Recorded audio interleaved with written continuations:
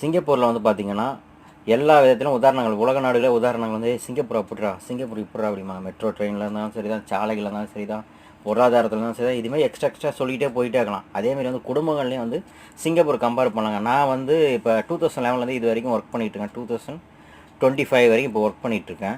இப்படி ஒர்க் பண்ணும்போது வந்து பார்த்தீங்கன்னா இங்கே வந்து ஜாயின்ட் ஃபேமிலிக்கு வந்து சீனர்கள் வந்து ரொம்ப அதிகங்க. இப்போ என் கம்பெனியில் வந்து பார்த்தீங்கன்னா 2 அண்ணன் தம்பி வேலை பார்க்குறேன். சாப்பாடு ஊட்டிக்கிற அளவுக்கு அண்ணன் தம்பினா சிறிய அண்ணன் தம்பிங்கன்னா 65+ இருக்குது.